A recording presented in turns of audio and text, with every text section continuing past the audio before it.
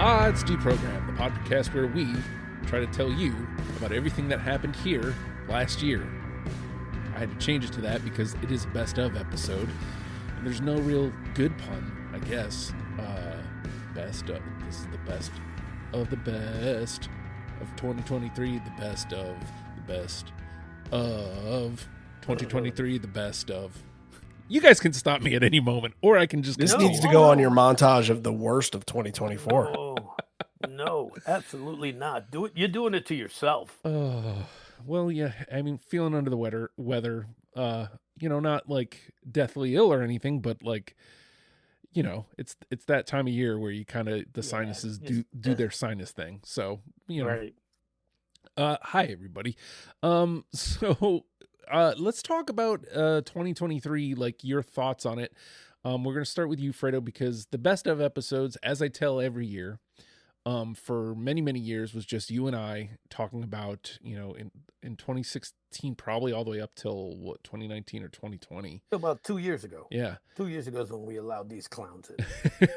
it would be just you and I talking about, what happened in the year for the show and how we felt about how it went, and we would come up with a list. So what was your experience with 2023 in Deprogrammed? Excuse me. Perfect. Yeah, well, I mean, that's I had a good time with some of the acts that we did, in going back over the in going back over the shows that I was on. It was a lot of fun. It was a lot of show making.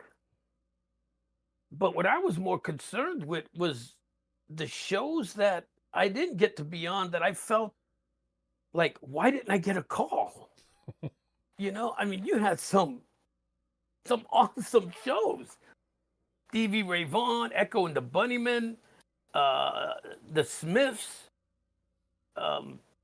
Elton John. Oh, I'm really upset about Elton John. You had some really awesome shows, and I would have loved to have heard the process of it, especially of how you came down with X songs as the best representation of the groups, because I felt there were better songs for some of those groups. Almost like you should listen to the episodes to see how we got there. Almost, you know what? Almost like I don't care. All right, don't sit there trying to shame me. Oh, it's too early in the year to be shamed. But yeah, no, there was some. It's like, yeah, I really want to know how they got there. And then there was some I was on that I'm like, how did we get there? So. And trust me, if I listened to every show, I'd still be asking that question. That's I have true. a horrible memory. That is very true. This is a great time to point out that we do have a sign-up sheet, Deprogrammed. Sorry, there's a lot of moving parts, especially this year with this show, and I'll get into it when it's my turn. But it is not easy to like remember and think of. Oh, who would be a person that would want to do this episode that didn't sign up for it? So, well, I'll be honest with you. I'm like, on 16 different standbys? Yeah. Right now. Mm-hmm. So it's like, I don't want to take away from other people. So I don't go on the list much. I figure you'll call me if you need me. It's kind of the way it's been. Like I was actually explaining it to Randy the other day, that you three, and it's already happening this year in 2024, are basically the bullpen.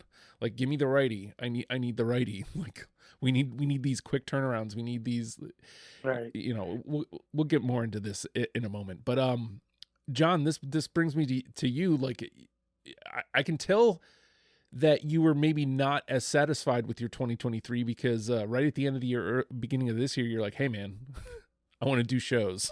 So Well, no, yeah, I mean that's just because I mean you had front loaded a lot last year. I mean, I think we had done Frank Black back in September, yeah, and it didn't come out till December. So I mean, I think I was on 11 episodes, which is great, and I will thank you for letting me be a part of it as always. But yeah, I mean, I do go through kind of withdrawals if I don't get on one for a while. I'm like start itching like because like I see the pod come out every week, and I'm like, oh yeah, like I miss doing that, And I think I've got still like 40 or 50 in the queue.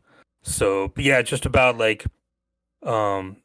always wanted to like be on the show with different people and like get different people's opinions and you know just like I just like talking about music. So this is perfect for me, and I love doing it, and I would do it every week if I could. well, as somebody who does it every week. Yeah. Careful what you wish for. Right. Right.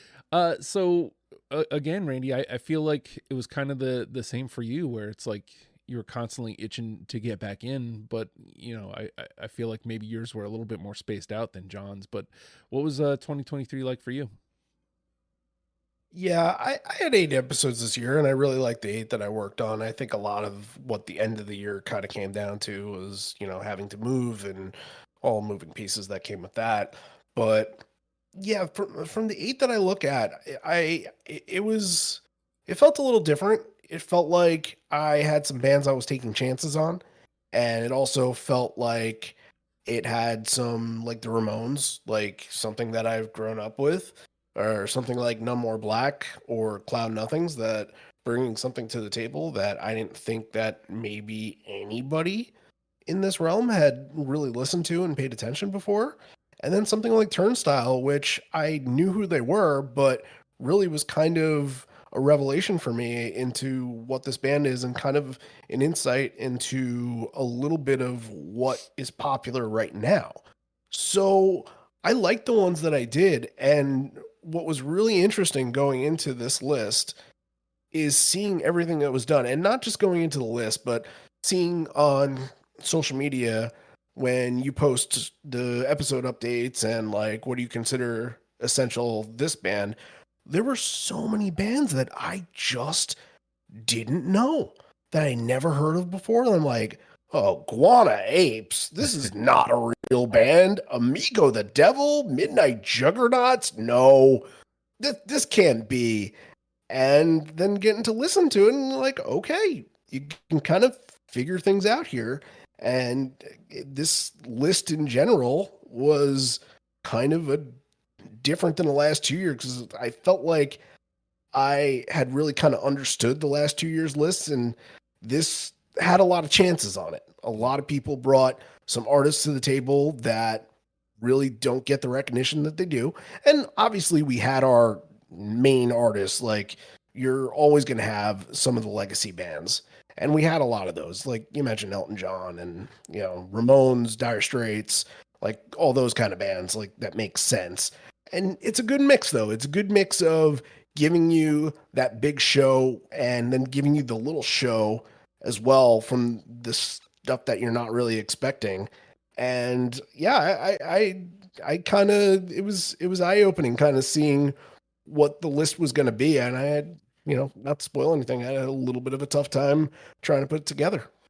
Yeah, this year, when the list is all compiled and you're looking at all the episodes we did, I feel like with 2023 we did a lot of what the mission statement of the show kind of is. Like you mentioned Turnstile, but there's a whole bunch of like we did the how did we refer to them, John? The Gainesville 3, like Hot Water Music, yep. Discount Pup. Like we did a lot of bands that feel like they need that, hey, by the way, this happens too. And I mean, you also brought up Amigo the Devil, like a lot of like eye-opening experiences for me, to like names that I've kind of seen floated around that I just never listened to. Again, Amigo the Devil, Explosions in the Sky being examples of that. The Roots, finally getting into the Roots. Finally, anybody who's listened to the show, like listens on like a weekly basis, knows or the after the fact knows how long it took to get that DMX episode re-recorded. That finally happened this year. Like, so literally a full calendar year, right? Exactly. Yeah. Like we recorded the initial one, I think in like August of 2022. And then I don't think we actually got it canned until like October of 2023. So I think. And that was supposed to be like a post-mortem for DMX after he passed away, right? Essentially. Yeah. So like, it ended up being a whole thing, which, sometimes it is with this show, but like, Right.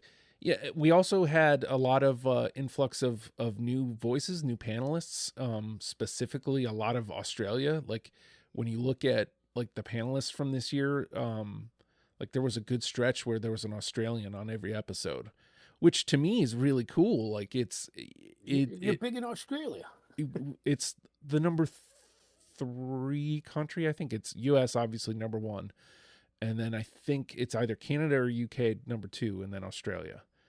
And it's, like the Midnight Juggernauts, I believe, are an Australian act. Yeah. It's just cool that people are still loving coming in, and then they're getting hooked. Like Adam, you did Dive with Adam, John, and Yep. like he was like on a lot this year. Like he did Modest Mouse very early in the year. And then he was immediately, man, I'm keen to do more. Like, get me in. And Brian C, he came to us through y'all's pod. Yep.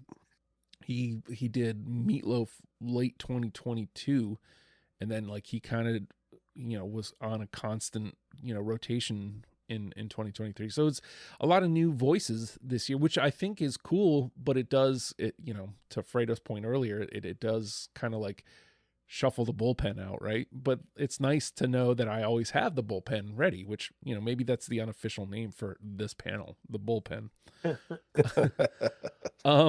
So as we did this for the first time last year, and I love putting a little bit of control in listeners' hands for this conversation.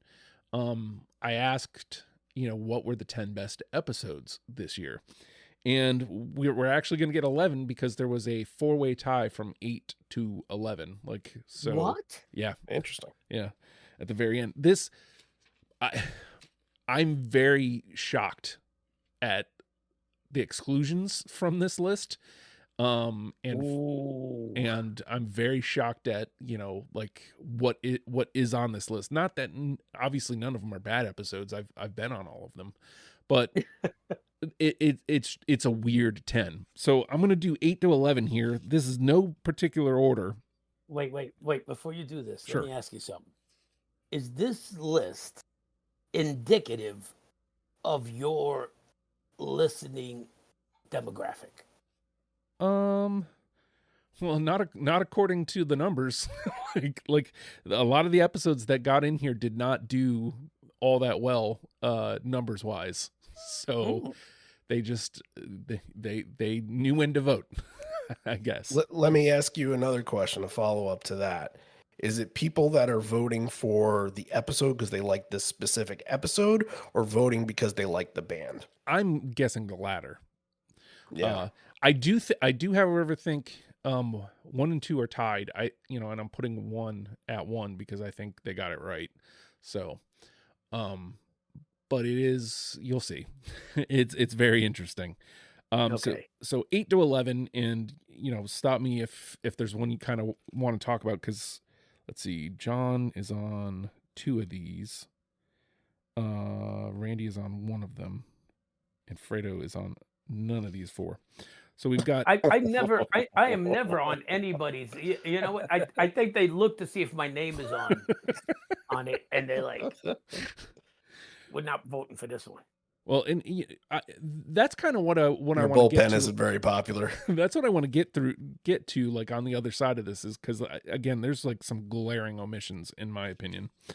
But this is the listeners. So from 8 to 11, or actually I'll go from 11 to 8.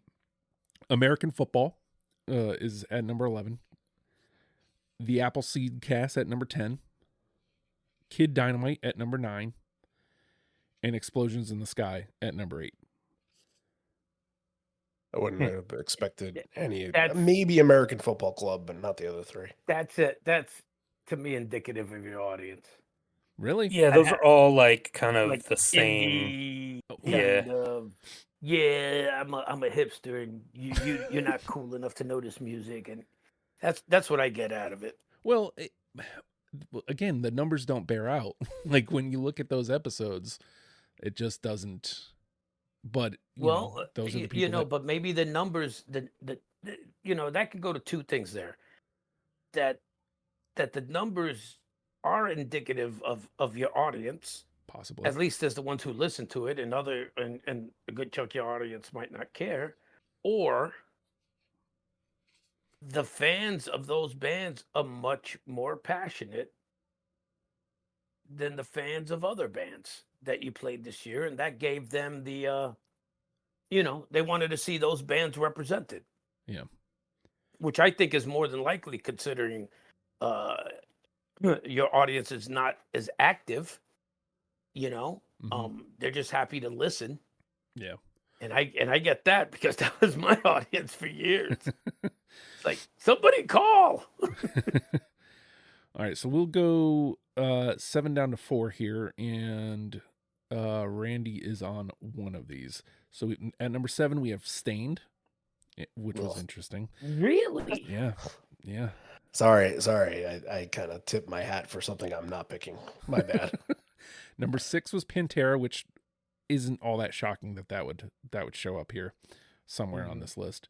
Number 5, Alexis on Fire. Again, kind of plays along that same first set. And number 4, this one, that it was this high was kind of shocking. No Use for a Name. Really? Yeah.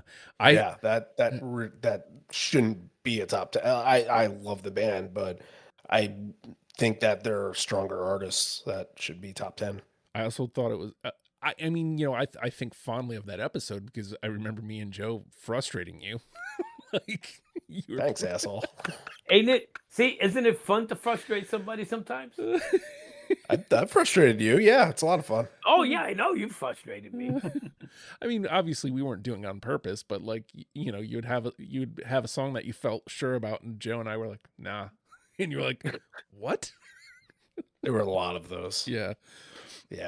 I've had that's the thing with my 2023.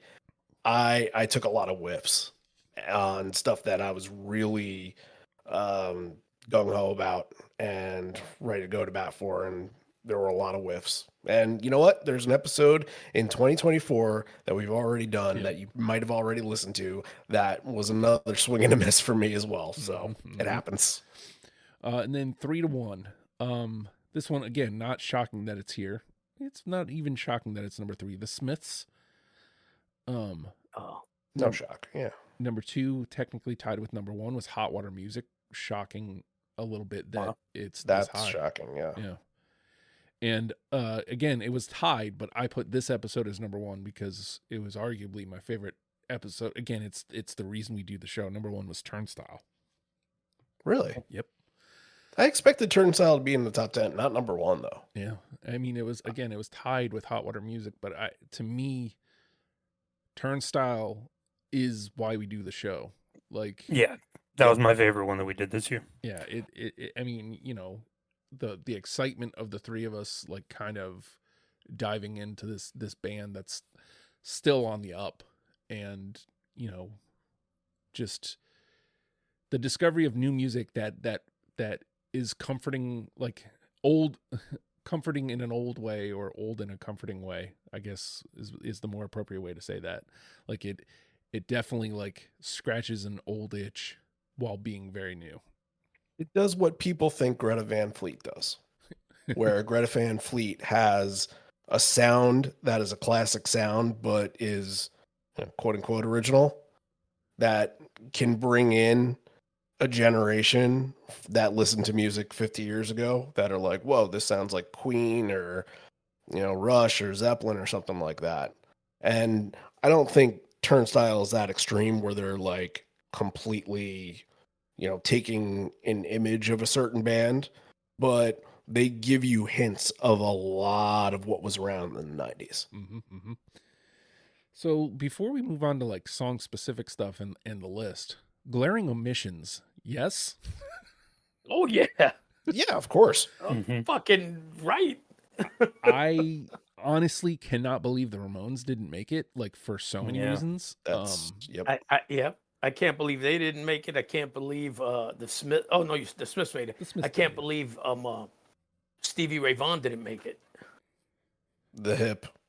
The hip. The hip. I can't believe they didn't make it either. I again, talk about an episode where I know for a fact we turned people onto the hip with that episode. People reached out to me and said, "Hey, by the way, I know." I mean, they did that with Turnstile as well, which is again why I feel like that one was right. But I didn't know Tragically Hip existed. Thanks for turning me on to them. I immediately Fucking went and started great listening to band. them. It's like, wow, like the fact that they didn't crack the 10 is again kind of more to the point we were talking about before. People probably voting for favorite bands more than the actual episode. I'll tell you what I did after listening to the Tragically Hip episode. There weren't a lot of episodes that I listened to that I wasn't on, but after the Tragically Hip episode, I'm like a newish fan of them. I had known of them and I known a bunch of songs, but like it kind of was my gateway into it. After listening to your episode, I watched the final performance because you guys talked about it so much, and I just wanted to see what that emotion was like. And there were a lot of images that your panelists painted from that show that I was like, I'm really interested in seeing what this is. I sat there. I think it was a 2.5 hour show. I sat there and didn't get up, didn't go to the bathroom, didn't get food. I sat there and watched the whole thing. But we finally Yeah. got no, go ahead. Oh no, go ahead. I was just gonna say we finally got Rolly on for the hip, Fredo. So Oh, did you? yeah, he was on the hip episode. Oh man, that makes me even more pissed off that I called off that show. But yeah, what really aggravates me is the fact that they played at the 930 Club in DC like every 6 weeks, man. They were always there, and DC at the time for me was, I was living in Hampton Roads, and then which was 3 hours away, and then in Fredericksburg for an hour and change away. And I always kept saying to myself, I'll catch him next time. I'll catch him next time. And and then he was gone. And the band was non-existent. Yep. Go see the bands. Go see My the buddy shows. Steve. My buddy Steve is from Buffalo, and he claims that he's seen the hip about 50 times. And the farthest he's traveled is Cleveland. I 100% believe it. I have friends who are from Buffalo, and it's the hip. It's not the Tragically Hip up there. Oh, yeah. And there's a bunch of them who would, flip over the border to go see them. Absolutely. Yeah. Oh, yeah. They made it somewhat big. They weren't huge, but they were still kind of. They would still play, smaller venues, making their tickets affordable, and allowing people to get a more intimate show than you would in in an arena or in a stadium. Refreshing wild cherry cola meets smooth cream. The treat you deserve. Pepsi Wild Cherry and Cream. Treat yourself. Zootopia 2 has come home to Disney Plus. Let's go! Get ready for a new case. We're the greatest partners of all time! New friends. Gary the Snake. And your last name? The Snake. Dream Team. New habitats. Zootopia has a secret reptile population. You can watch the record-breaking phenomenon at home. Zootopia 2, now available on Disney Plus, rated PG. And right now you can get Disney Plus and Hulu for just $4.99 a month for 3 months with a special limited time offer. Ends March 24th. After 3 months, plan auto renews at $12.99 a month. Terms apply. So let's start breaking down like thought processes here. I mean, I'm pretty sure that your answer never changes for this, Fredo, but like I'm interested to see, like, if based on what came out this year, if you changed your approach at all on how you put your list together. No, no. You know what? It's gotten to the point for me where I feel I represent a genre of music that a good chunk of people think they know because they listen to the same 4 songs from a band, Mm-hmm. you know, and so I like to think that somebody out there can hear the love and the passion, and when we discuss these bands, can get turned on to some of them beyond what everybody thinks of them. Now, what I will say is that there's some bands here that I honestly feel should have been bigger than they were. Mm-hmm. You know, who was it who was saying something about Guano Ape? I just mentioned them, yeah. Yeah, I mean, but that was, I remember when that song came out, and the time and the bands that were around that I thought that was worthy of of the release of a second single that would have made it, you know. Yeah. Or for them to have gotten a little bit more radio play, and they didn't. Nope. So you know, bands like that, I kind of like, yeah, I wish they would have gotten a bigger chance. But yeah, you know, I'm still not into the hipster shit. I won't be. It still very much sounds all the same to me. Which I'm sure, you know, stuff I like sounds all the same to them. So Yeah. you know, fair is fair. As the world turns. What were you looking for in your list, John? Are you kind of just seeing, hey, the panel did a good job, or were you playing some favorites? Yeah. Well, I limited myself. I was like, I limited myself to 5 from the episodes that I was on. So that was tough. I had to let go of a few that I really, really like.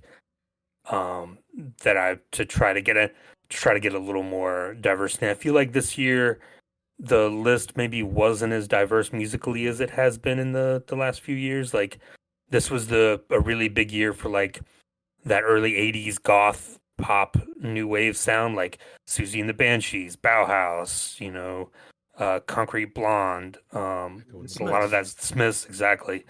I'm Echo and the Bunnymen, yeah, like that stuff was big this year. So yeah, just after going through the ones I was on, picking those 5, then, you know, you're gonna have the classic ones. Like, there are some that I pick, like, oh well, that obviously deserves it. But once I got to 12 or 13, it was tough. I probably had 8 or 9 that I had to get down to, and I mean, just even as of yesterday, I was still, you know, going through and you know, listening to this on shuffle and trying to like see what would jump out at me. But had made a couple of last minute cuts. But yeah, a couple in here that I wasn't familiar with that jumped out to me that ended up making it. So yeah, it was fun. I know for a fact, Randy, that you were having a go of it. So much so that you kind of jumped in the Discord and said, "Hey, is it cool if I do some groupthink here?"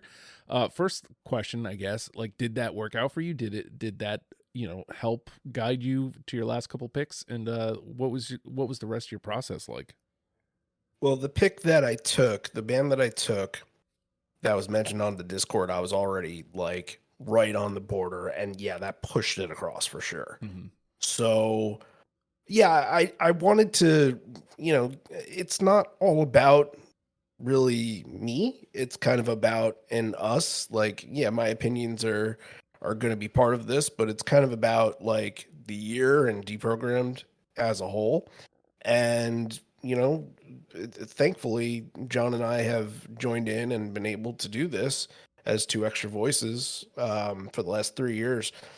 And, you know, not everybody else has that opportunity. So I wanted to poll some people that have done episodes this year and really kind of get into why they picked that song, so I can try and see the songs in a different light, because you know, you can go up and you can research these bands and like see what they're all about and all that, but like you can't get the perspective, and you know, it was not a lot of time to listen to these episodes. I made sure I listened to a couple that I really wanted to get the introspection on, but I wanted to see like why people went in the direction they did, and it did for the song that I took. I'll call it the Discord choice.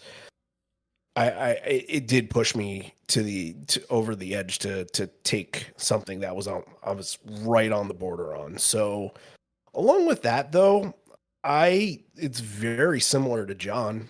I only took 4 of the 8 bands that I did, and I wanted to be a little bit diverse. I wanted to get certain things that kind of define the year, and I wanted to get big bands in, but I also wanted to, you know, mix in bands that I wasn't very familiar with.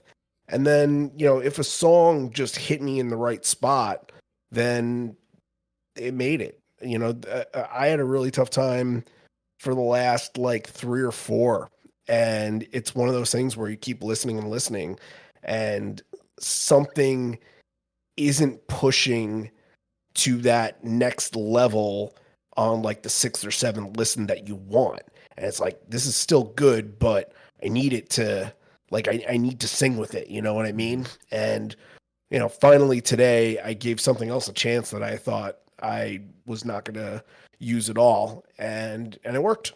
So I'm interested to see what the diversity is going to be here, and yeah, come up with a complete 10. So as always, I try to keep the episodes in mind, you know, because I lived them. So I definitely have some that made it just based off of the episodes themselves. So I can talk about, hey, when we did this episode, this was a real blast. Some of them are just songs that I just love and was like, yeah. And then there's a couple that I don't think are necessarily going to make the list, but I think we excelled. Like, I feel like we made a good pick. And you know, this makes for like really hard unanimous decisions, because I feel like we traditionally don't get a lot.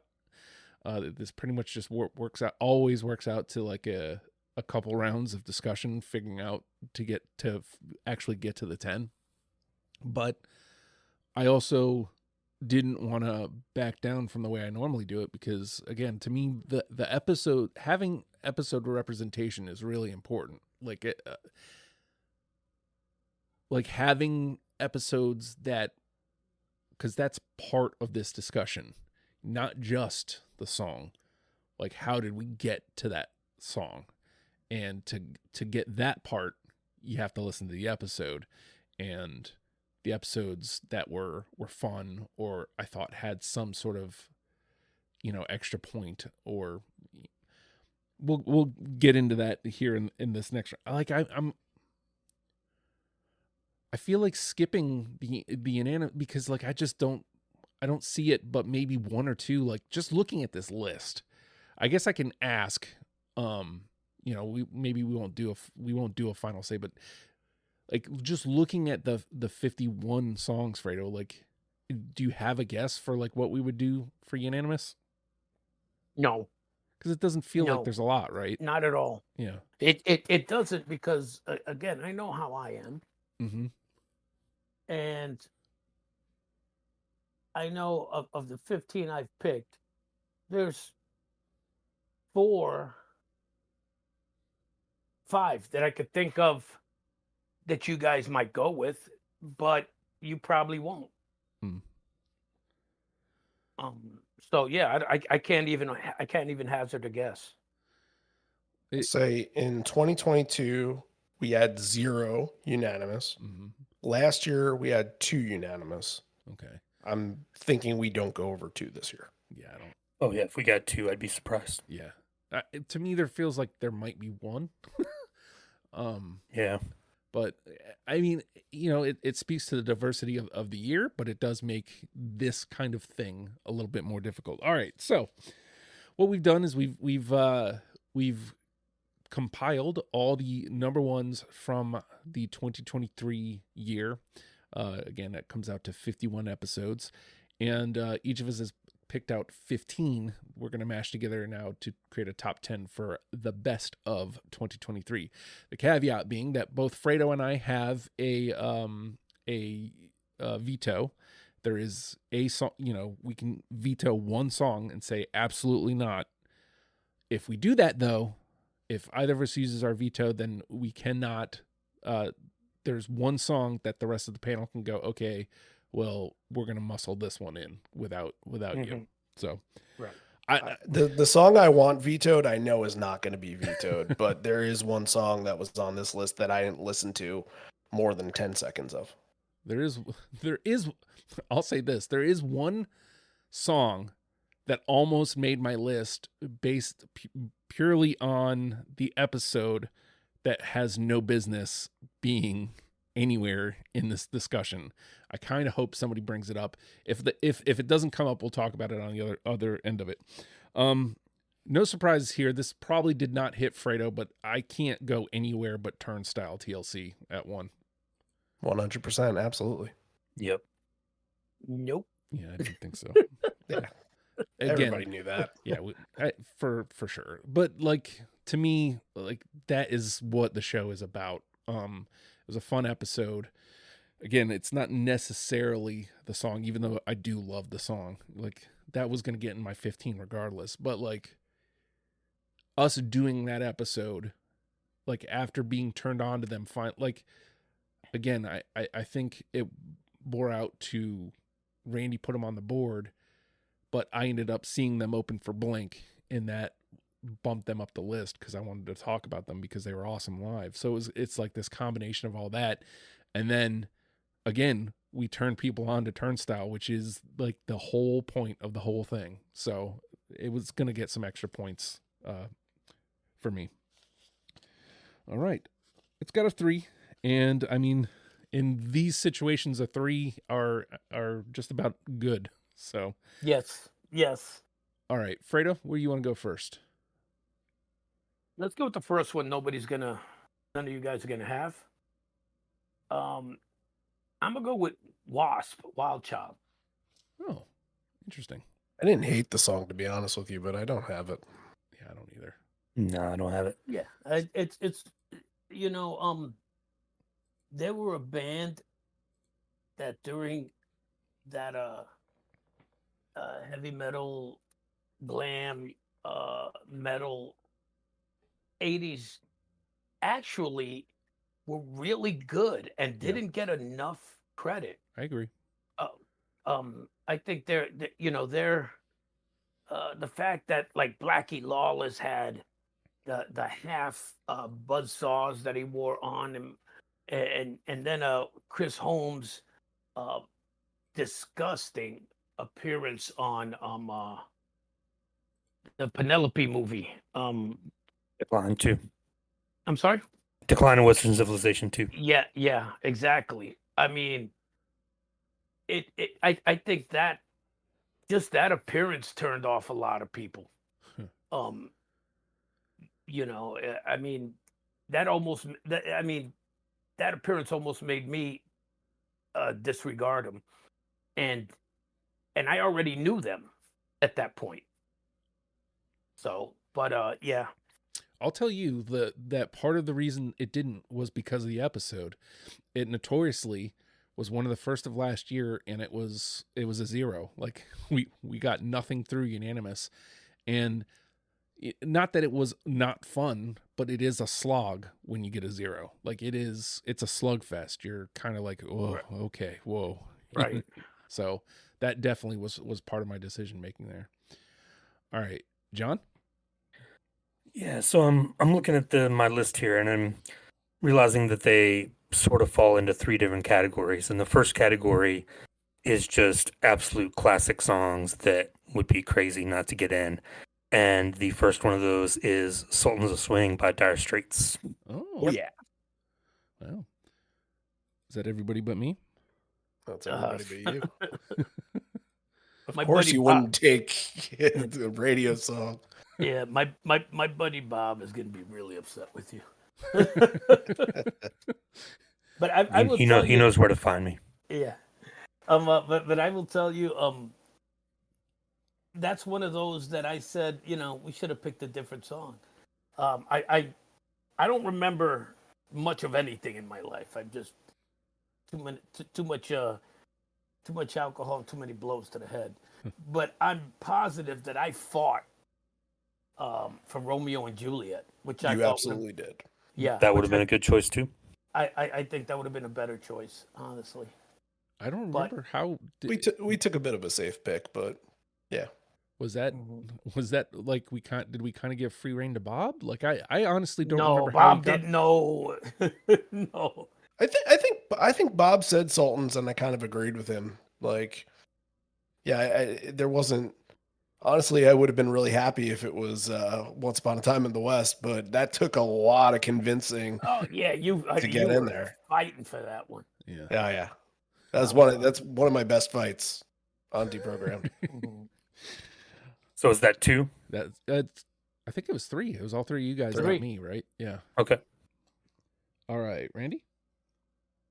All right, I am just gonna get this one out of the way. This was the one that made it off of the Discord choice, and this is something that Brian Cohen had pitched, and it was on my radar, and I just wasn't sure about it. I'm like, I don't know what kind of vibe it's giving me.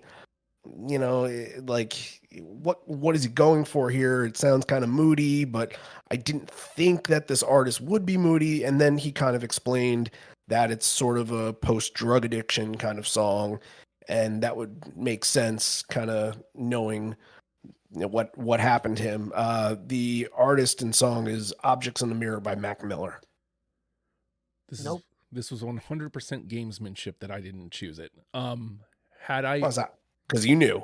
because I knew, had I waited to finish out my list, I would back you up here because of the content of the song.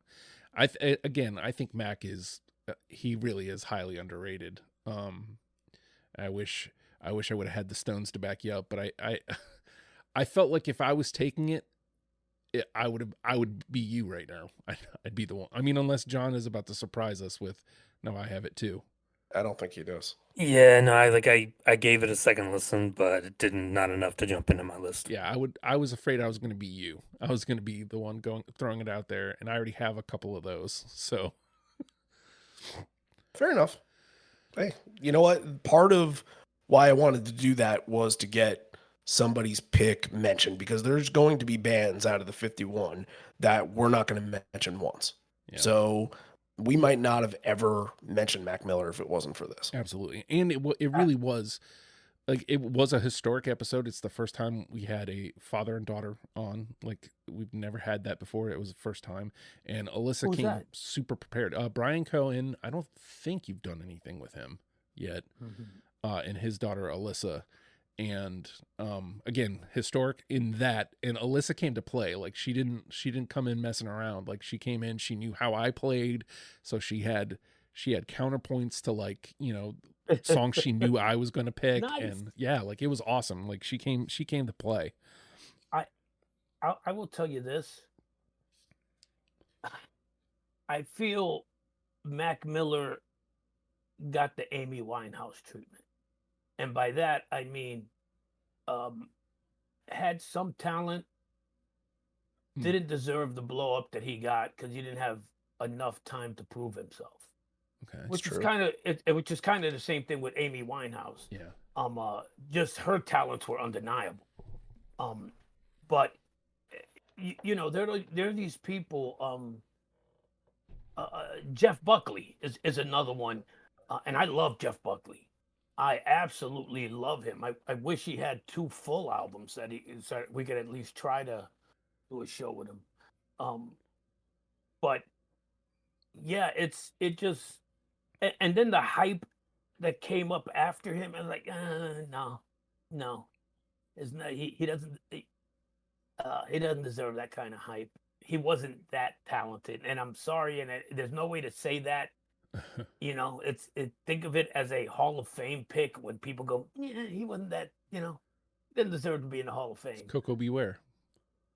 Yeah, yeah, exactly. Mhm. You know, it's like, really? No. You know, so I think Yeah, for Jeff Buckley, I think he just didn't, you know, it's like he went out on top in a way where everybody was really excited about what he did. And if he had another chance to do something else, then it grows, it evolves, and his fan Right. base expands, and he's able to kind of dig deeper into his talents. And because we just got just a glimpse of that, yeah, I think people see him in that kind of light. yeah. But and I get that, but his voice was undeniable. I mean, the guy had he had a higher vocal range than Mariah Carey.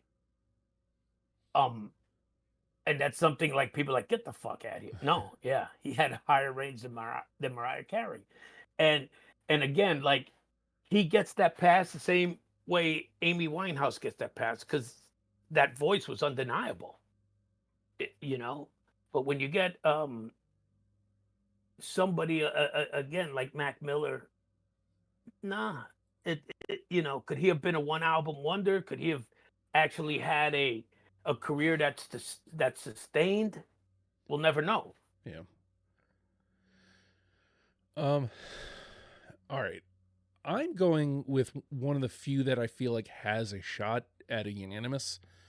And I'm going here now because I feel like it was a huge, huge oversight on listeners not choosing this as one of the best of the year.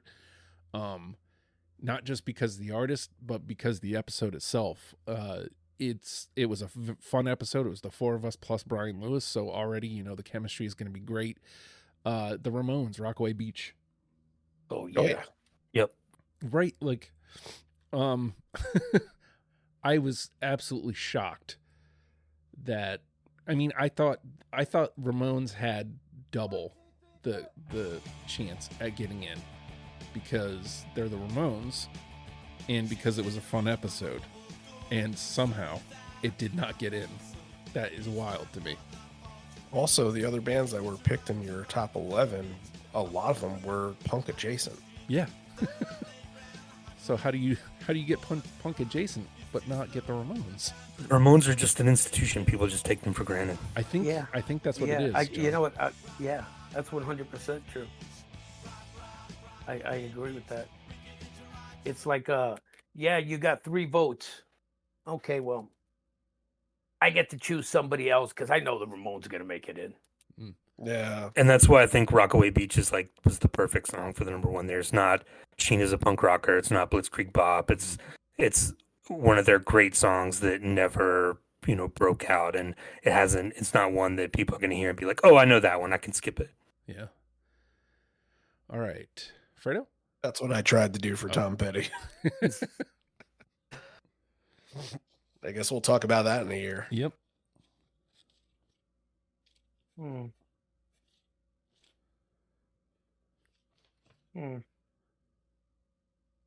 gonna go with my girl before somebody dares to mention her name.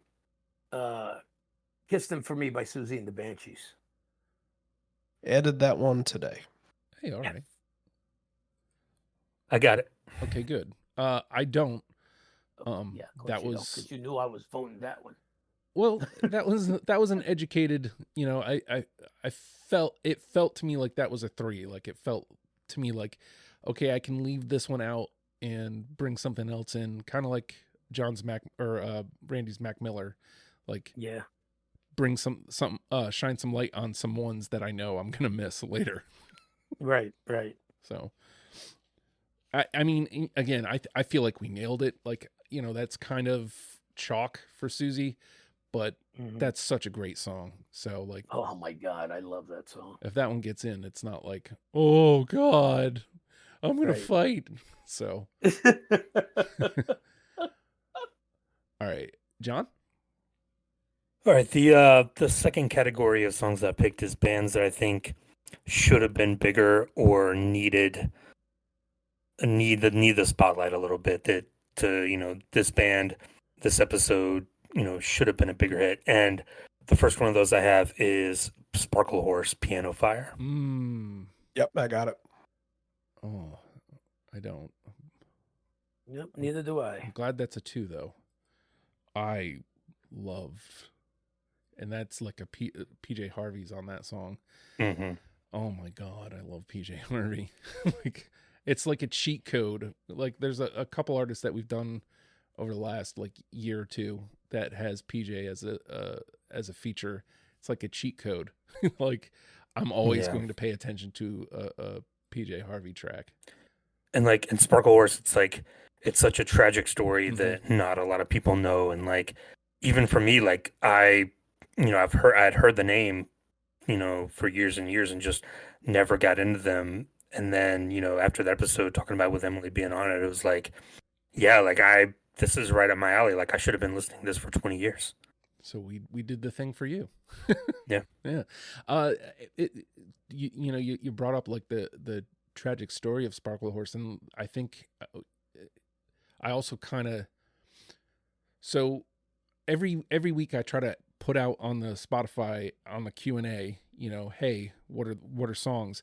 And Sparkle Horse is one of the few that has gotten like several responses, which again, the numbers don't really show. Like Sparkle Horse isn't, in the top 10 episodes of Deprogrammed of all time or anything. Like the numbers don't bear it, but like people found the pod through our Sparkle Horse episode and said, hey, by the way, it should have been this. And one guy actually said it's crazy to me that you guys are trying to break this down to 10 songs because he the way he wrote. And it's like, yeah, that's exactly how I felt when I was doing the episode. Like it was hard to break down to song. Like this one specifically had PJ Harvey on it. So it was like, that's going to be the thing that jumps it out in front. But yeah, I'm so glad that Sparkle Horse is getting some representation here. And at this point, a 2 is pretty solid. So I just read the story about Linkus. That's wild. Yeah, I don't know what the story is, so. Would you care to share it before we move on, Randy, since you Sure, just looked it go up? ahead. I'm just going to read this straight from Wikipedia. After touring with Radiohead in Europe, Linkus consumed a combination of antidepressants, Valium, alcohol, and heroin in a London hotel room. Unconscious and with his legs pinned beneath him for almost 14 hours, the resulting potassium buildup caused his heart to stop for several minutes after his body was lifted up. The ensuing surgery almost caused him to lose the use of both of his legs, and as a result, he needed to use a wheelchair for 6 months and required dialysis for acute kidney failure. That's really sad. Rock and roll. Yeah, but That's it. There's no other way to describe it. That's rock and roll in a nutshell. All right. Yeah, I mean, he ended up killing himself, So yeah, just awful story. But a band that it's one of those bands that your favorite band likes. Mm-hmm. They're like a musician's musician. Absolutely, yeah. Mm-hmm. All right, Randy. So I will say that there weren't a lot of artists that were totally unknown to me that by listening to the one song, I said, holy crap, who is this? Who is this? And I need to know more right now. And to me, like, this was my turnstile. Because I went back and I listened to the original episode, and it seemed like it seemed like a lot of, good positive vibes going on in there. And a lot of people, the two that you did it with, seemed like they were telling stories about seeing them live and all that. And it seemed like it was a really good experience of an episode. I enjoyed the episode, and I've gotten to know this artist some more now. And I love the way that it's described as his genre, that it's murder folk. I think that's the coolest fucking thing I've ever heard in my life. And so much I've over the last month or so, I've gotten into this artist so much that I saw that he was opening up for Flogging Molly in Pennsylvania, 3 hours away from me. And I seriously considered going, even though tickets are near $100. Mm-hmm. So the pick here for me, I think this is, one of the ones I'm going to hold dearly. Hungover and Jonestown by Amigo the Devil. Yeah, man, I got it. Nice. Nope. No. To your point, like this one's double edged. Like that panel was so much fun. It was Tina and Sean, and they both had such great things to say about Amigo, and the content, like the song itself, like just it screams Amigo, and you get like these like incredibly depressing moods, and like you said, murder stories, and like it was absolutely nothing what I thought it was going to be going in. Like for some reason I had Amigo the Devil. I'm not sure if I actually said this on the episode, may have been on after the fact. For some reason I had Amigo the Devil pinned as a band, like a maybe like a gentcore or some weird like metal offshoot. And when you hear Hungover and Jones, sounds like, well, this isn't that. this is actually way better than that. So yeah, Amigo was never not going to make my list. So he's a wordsmith, man. Yeah, he really knows how to put a song together and put a story together. And just in this song alone has like probably this should be, stenciled in somewhere in some museum. The line, "Life is a joke and death is the punchline." Mm-hmm. Like that's wild to me. I love it. And if we get extras here and need to fight for some, like I'm going to fight hard for Amigo. Yeah. And again, it really was one of my favorite episodes of the year. So, all right. Oh, wow. Back to me. I also should mark off Amigo, eh? All right. I think I'm going to trot one of my ones where I'm pretty sure I'm out on my own here. I mean, again, this one got points because it had my wife on the episode. I really was enamored with this artist. Like in hindsight, there's songs that I like more than this one, but I think we nailed like this is the one to kind of like get people into this artist. It's Halsey, Nightmare. No, I did not take that. That is on my list. Really? No. That's the ultimate no. Yep, that's the ultimate no. No, I don't have it. Yeah, I didn't think so. I even said that, It's irrelevant if everybody had it. That's my no. Yeah. So Halsey. I do think like she has a song called Clementine. I like Clementine better, but I do think Nightmare really opened my eyes to what she is as an artist. So, all right, Fredo? Yeah, my wife convinced I was on the borderline because I wanted good female representation. I was on the borderline, and my wife was she told me absolutely not. Go on YouTube right now and you'll search for the cringiest thing of all time. And it's a video of her in a mall singing my least favorite song of all time, Blink-182's I Miss You. And I'm like, you did this to sabotage me, didn't you? And she was like, no, it's just, and I'm like, I did a little more research into her, and it feels, and the way that my wife put it is that she's kind of like this generation's Avril Lavigne, where it feels very manufactured and, somebody found her at a party kind of deal. Yep, and couldn't help but agree. That's exactly how I felt about her. There was no reason for her to stand out. She was, like you just said, manufactured. And of that genre of music, that to me could have been the worst representation. Personal opinion, but yeah, there was no way I was going to let that take up a spot on the top 10. Well, I also would like to take this point to repoint out that I assumed I was the only one here, so it's not like you know what, I felt that there was going to be at least two people, and there wasn't it? No, it was just me. No, just you. Yeah.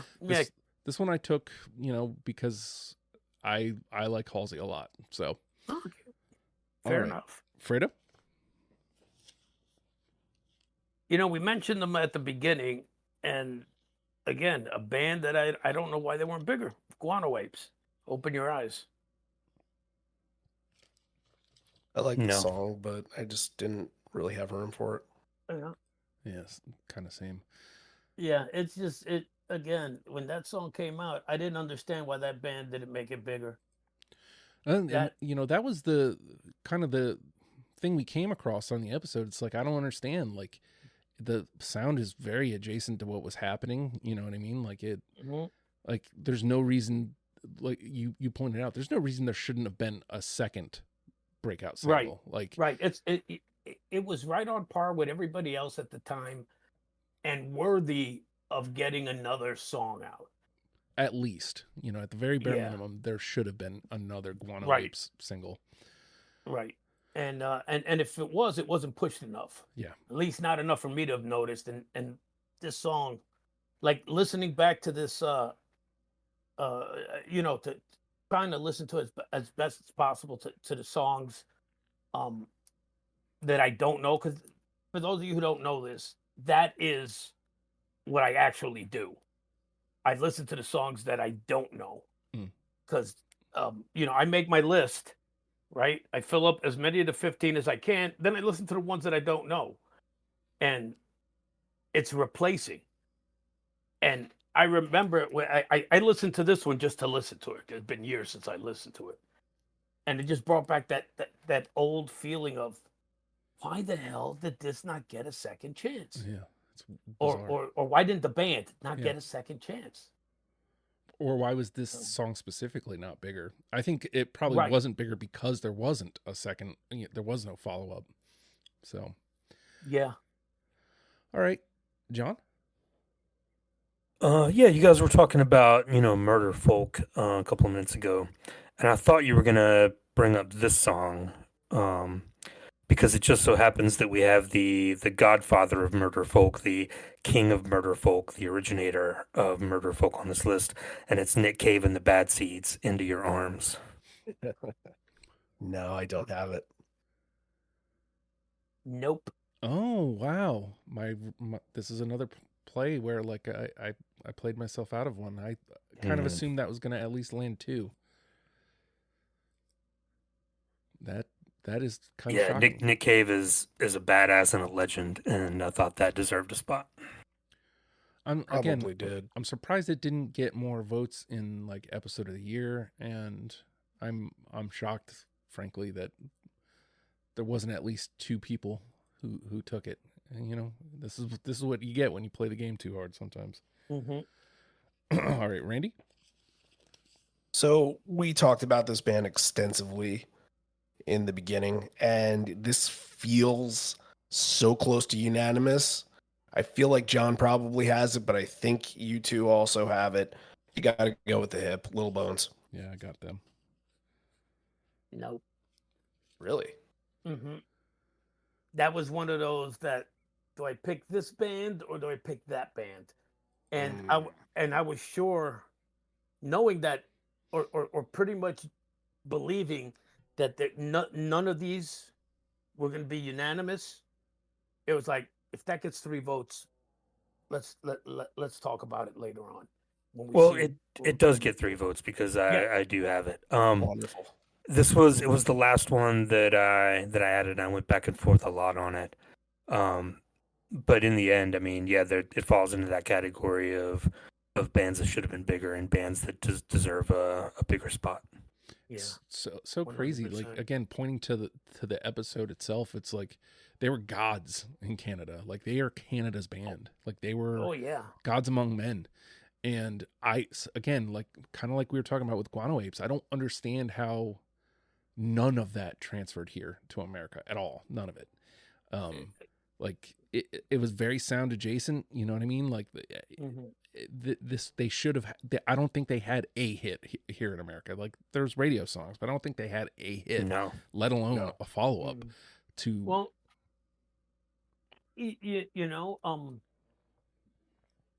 I think they were too independent to be poppy and too poppy to be independent for America's taste. Does that make sense? I got you. Yeah. Yeah.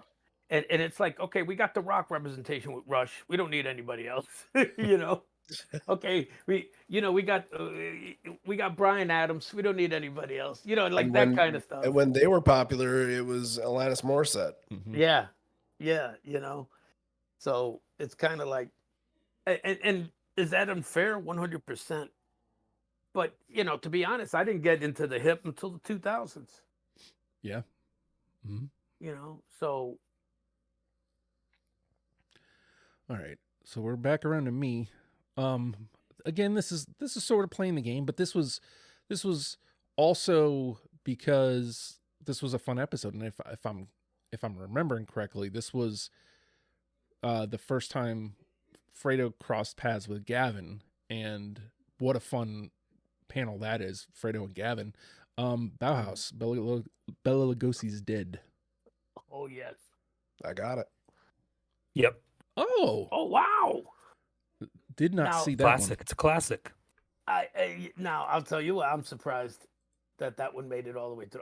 Happily surprised. Yeah. You know what? What I really, what gets me about that band is they kind of fall in line with the Ramones in the sense of, they help to cement a solid foundation for a whole genre of music, but nobody gives a shit about them. Yeah, except for Mark Hoppus from Blink-182. He likes Bauhaus? Yeah, I said that on the episode too. I love throwing Blink-182 in your face, like I know you any do. chance I can. I know you do. And you see, and here's the thing, just to let you know, I don't mention pour some sugar on me. I don't throw that in your face because just to let you know, every time you throw Blink-182, that's my go-to. It's like, no, don't be the bigger man, Alfredo. Wow, I mean, like the quality of the song in the band doesn't shock me that it was 4, but I thought this was going to be one where maybe some of us were playing the game, thinking it would get 2 and be in the conversation. So You were the only one I was worried about me? because Randy and John, I'm a firm believer that they respect the roots of the music. And Justin does it. Yeah, I guess No, not. it's not that Justin. It's not that Justin doesn't. It's just that I didn't feel it was Justin's type of music. But again, this is where I tell you, like, part of it is the episode, Right? Yeah. So part of what sold me on bringing this to the table was the episode was a blast, and having you crossing paths with Gavin, I thought you guys mixed really well together, and you guys had fun talking about Bauhaus, and in turn I had fun learning more about Bauhaus. So like that's the whole thing for me, like from where I sit. So all right, well, I mean, I still feel like there's one more that feels like as close to a gimme as you can get, but now I'm not so strong on it because we got one that I thought was going to be 2. All right, so Bauhaus was me. Fredo, you're up. Let's knock this guy out. And I already talked about him, Stevie Ray Vaughan. I don't think Scuttlebutton was the best example of a Stevie Ray Vaughan song to put out there, but even though it does really showcase his guitar playing. That was wild. But yeah, Stevie Ray Vaughan. I don't have it. I think you're right, Fredo. This wasn't the right song. If it was Pride and Joy, I probably would have taken it in a heartbeat. But yeah, this quick little instrumental, and yeah, you just want to listen to him play. And this one displays his talent, but that's all it did. It didn't really tell a story. It didn't really have upward momentum. It was is cool, and I respect the hell out of Stevie Ray Vaughan, even though I'm not a huge fan. But yeah, just didn't want this one. Yeah, it didn't grab me. Didn't put it in there. Yeah. I think a better choice would have been his version of Little Wing. I don't know if you guys have ever heard it.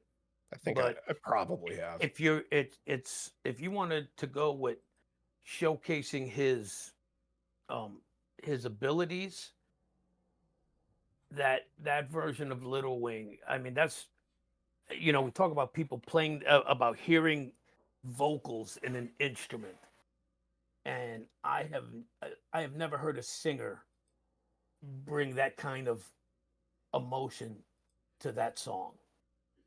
And it's been remade by Sting, by Concrete Blonde, by obviously the original Jimi Hendrix. It's been redone by a ton of people, and no one's vocals even comes close to bringing the emotion of that song to Stevie's guitar playing. Including somebody that is very, very, very highly inspired by both Hendrix and Stevie Ray Vaughan, Mike McCready. Yeah, they have tended to do that on very rare occasions live, but yeah, Ed doesn't. Yeah, he doesn't come close. Yeah, I think again, the wrong song, definitely the wrong song. All right, John.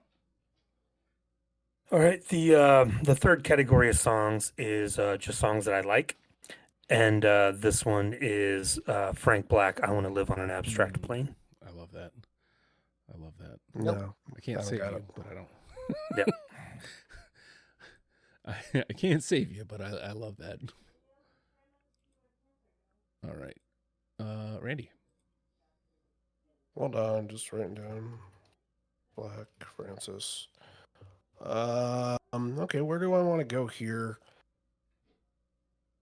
I'll just do this one. This is going to be a 1 no matter what, but I don't care. I listened to this like the first 2 times. I'm like, is this a fucking joke? Seriously, is this a fucking joke? And then the third time I listened to it, I'm like, oh, it's a joke, but I really like it. And like, I know you guys aren't going to have it, and I don't care. And this didn't do the trick for me like Amigo the Devil did. I don't really care to listen to this band, and I actually put on a couple seconds of some other songs of theirs that I found, and I'm like, yeah, I knew I didn't. It was pretty much the same thing as this song gets you, but this song has like an it factor quality. Like, it would come off to me as if this band was in the States, that they would be a one-hit wonder. And the song is called Into the Galaxy by Midnight Juggernauts. Oh, I love it. I love it. No, I don't have that. But did you pick it? No. No. Yeah, another one where it's like, let's just mention another band. But now here's the thing. If you listen to the top 10 of them, would you like them? Or is it just the one song? Because I think it's just the one song, because that's kind of what I did. I looked at their Spotify top 5, and it's funny. A remade version of radio edit of this song was in their top 5, and also a Tame Impala cover. So I went to the other 2, and I'm like, okay, these give you a very, very similar sound, but aren't like hokey enough for me to care about them. Right. Because I knew Guano Ape wasn't going to make it, but at least if you listen to their top 10, you could sit there and go, yeah, there was some consistency there. All right.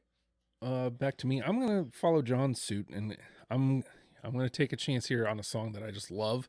In hindsight, I feel like it does open the door to the band really well, but I just love this song, and I finally...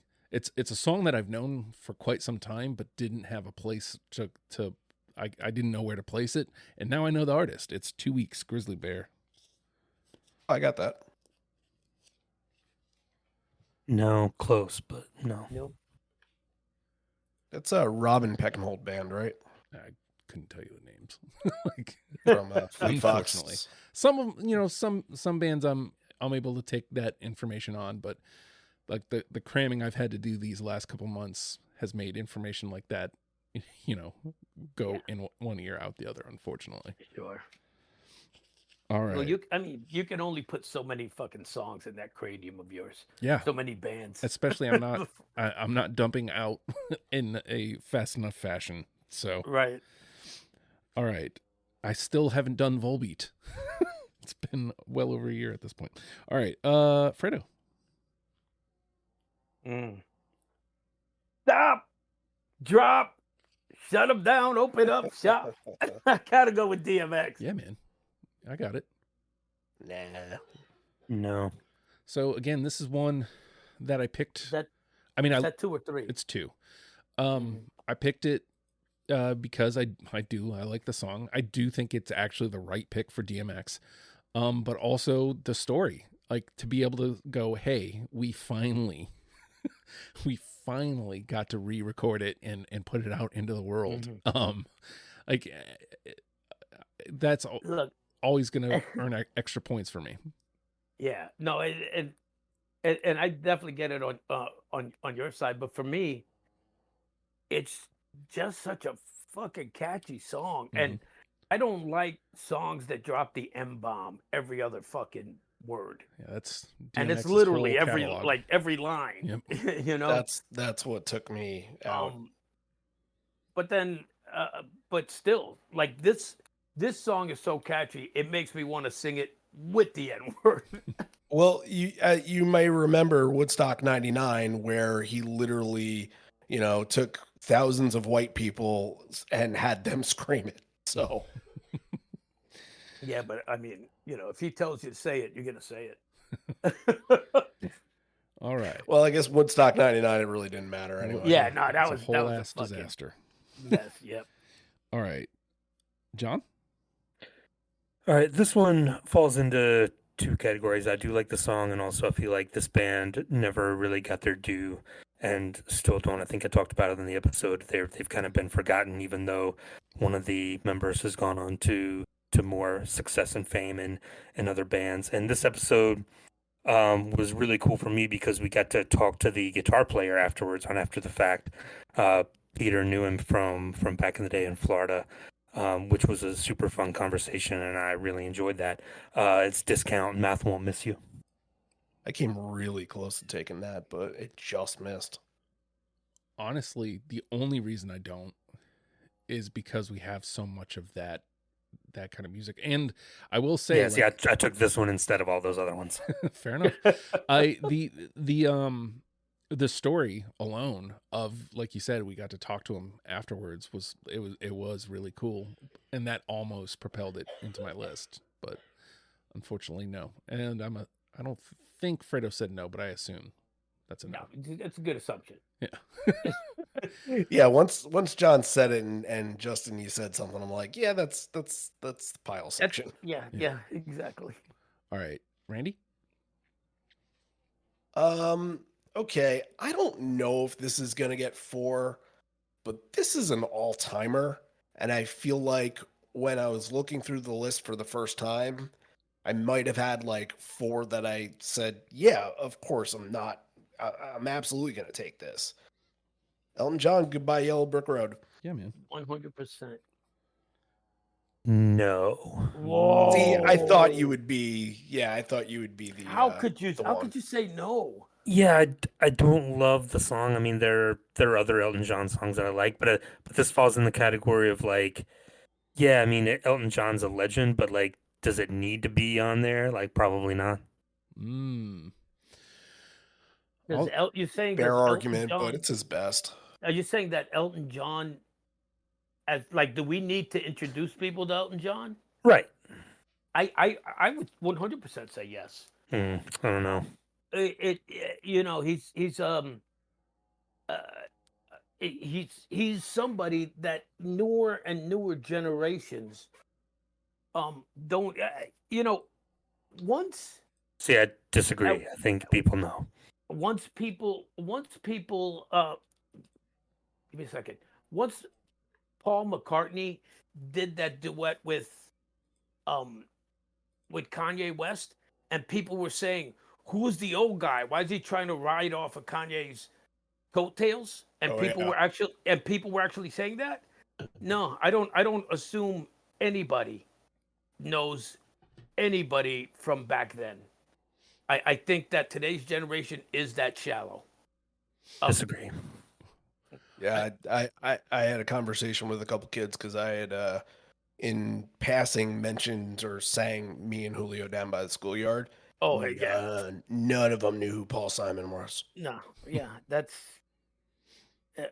yeah. I get That- what you're that- saying, and I would put more weight in it if this was a 2. Like maybe it's in the discussion of not making it, but I do think it was an oversight because when we did the list earlier of best of the year, because it was like that could have been a bloodbath episode. Like it could have been Depeche Mode all over again. It could have been like really difficult like Queen, but we got 11 through unanimous. Like we had to cut something, and like it was so agreeable and fun to talk about, you know, an artist that does have this legendary status, but it is interesting to like, are we introducing people to Elton John, or are we even reintroducing people to Elton John? So again, I think there'd be more weight to what you're saying, John, if 3 of us didn't say, yeah, I think so. And I mean, you know, there's still plenty out here, so maybe we end up without it, but as of right now, it's in like with 3. So and two, that's not one of my favorite Elton John songs, so that played into it too. Well, I did I did the Fredo a little bit there. Yeah, no, and there's nothing wrong with that, you know. Yeah, sometimes that's part of it. Mm-hmm. All right, so Is it weird to say I think that might be his best song, but it isn't my favorite of his? no, That's not weird at all. no. Just an acknowledgement of, you know, the composition of it and how well done it is. Yeah. All right, what are we back around to me? I guess, yeah. I feel like I've got almost all of my, there's no chance, like ones left, I think, just about.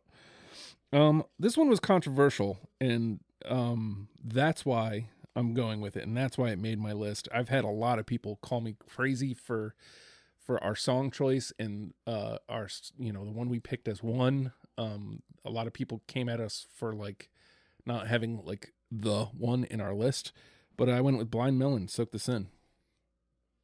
That was not the one that I wanted out of that band. Yeah. Yeah. Yeah. There's a song called Change, right? Is that the name of it? I think that might have been on the list. Yeah, I remember that song. Yeah, I think that's a better song than No Rain. Okay. Well, we didn't pick No Rain, so I appreciate that, but No Rain didn't even make the list. Like that was the controversy, is people were mad at me because I kind of stood my ground. I was like, I think we can do this without No Rain. I think their discography is better than No Rain. So, But you know what? But sometimes you need the hook. sure. And No Rain is the one song that people might have said, "Oh, I didn't know that was the name of the band." You know? So yeah, I think he would have needed it. They could have been, you know, good enough to do a top 10 without it, but sometimes you need the hook. You need to give them the one shot to make them listen. My impression after listening to Blind Melon is that most of the discography doesn't sound anything like No Rain. So, I was about to say that. It's like Chili Peppers-esque. yeah, like if you say, hey, No Rain, and then they get Soak This In, they get, you know, Change or any of these other songs, then you get you've lied to them. And it's not No Rain. It's not 10 No Rains. So, But it's not lying to them. It's, you know, it's hiding the medicine in the cheese that you give to the dog. Mm.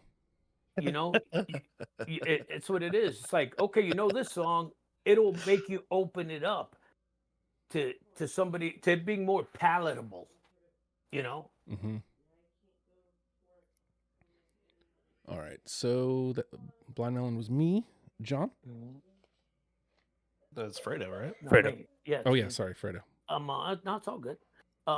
Here's another band that falls in line with the should have been bigger than it was, especially with this band having I believe it was that first Apple iPod commercial.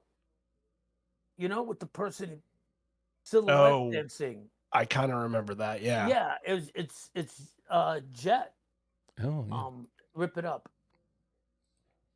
That's a I good- don't have it. No. either.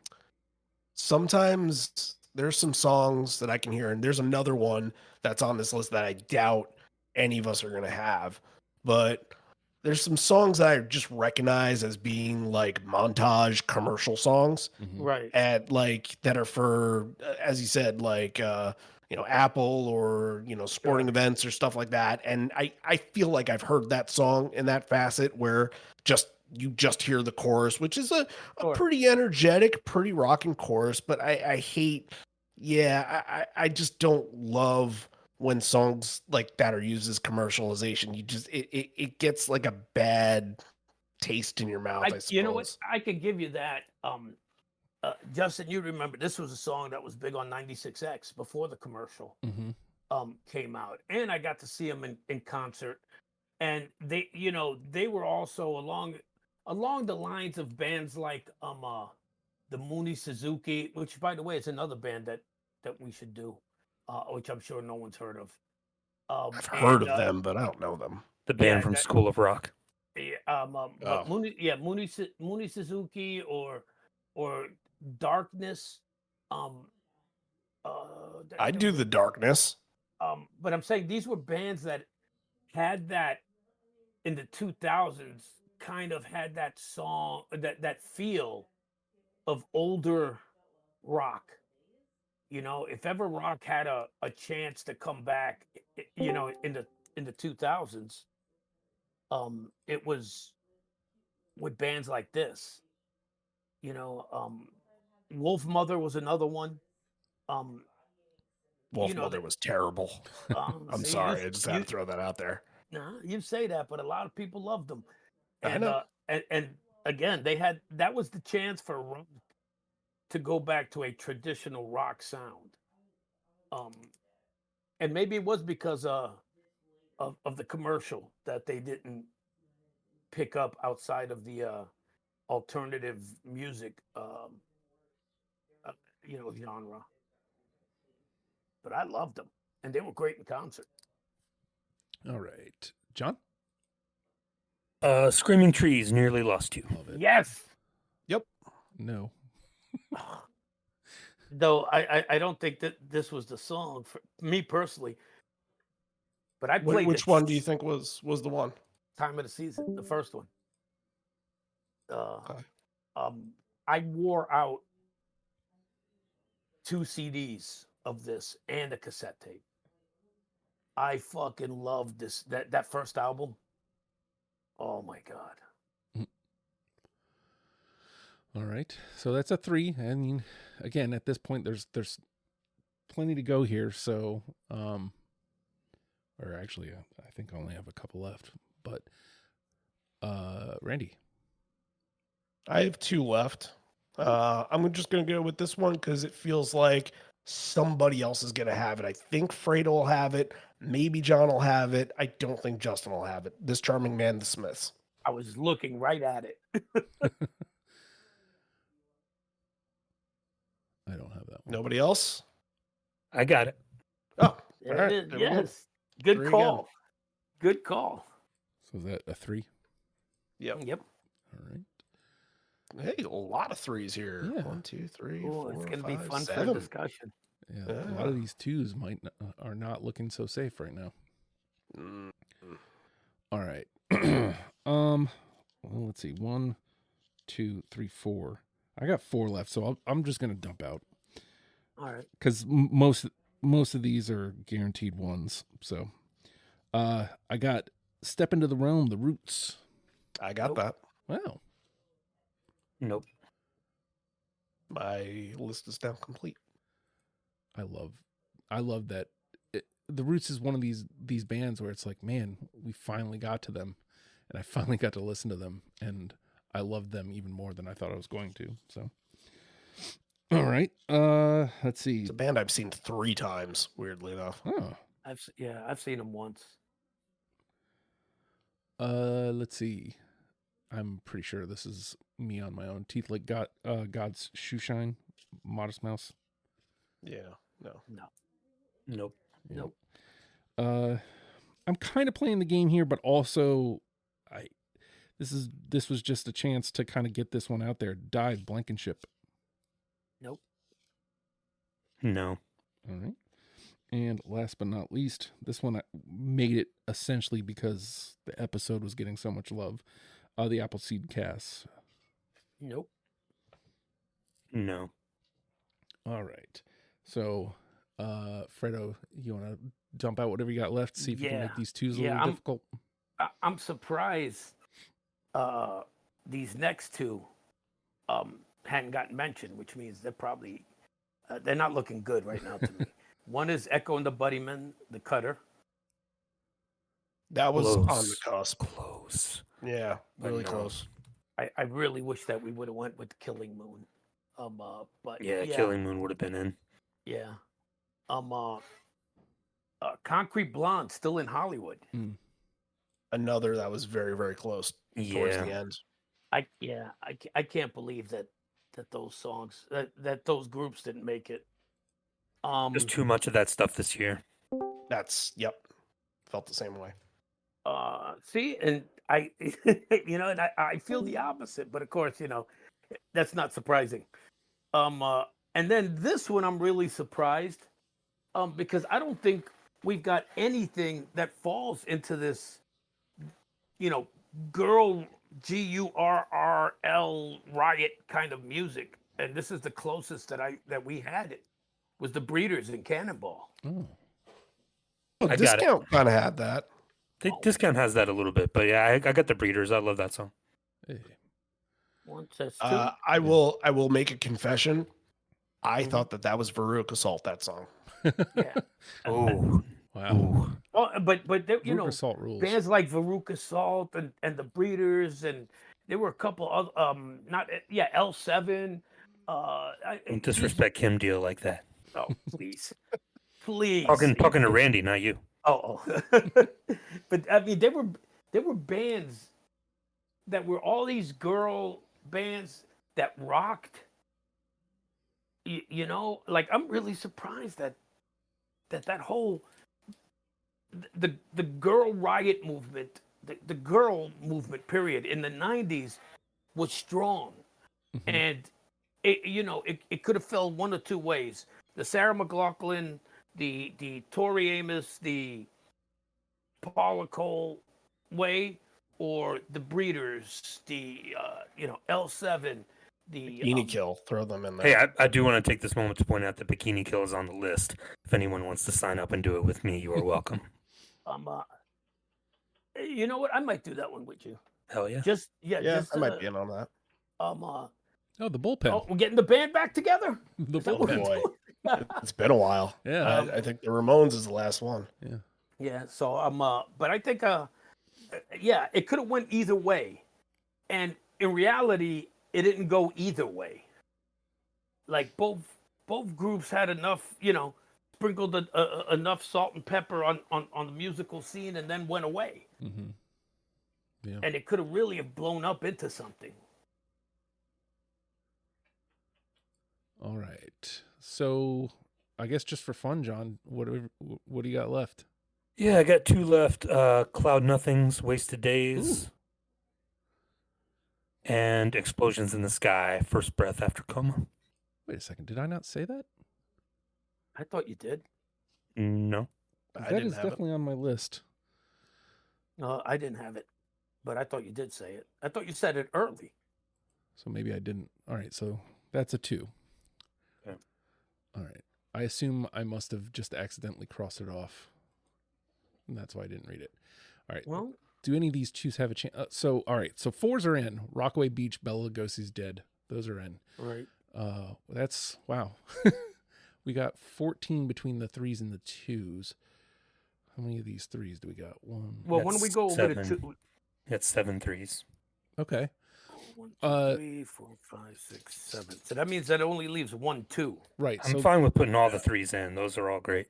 Yep. Yeah, that's what I was going to say. agree with that. Yep, I am too. All right. So then the discussion is between the 2s.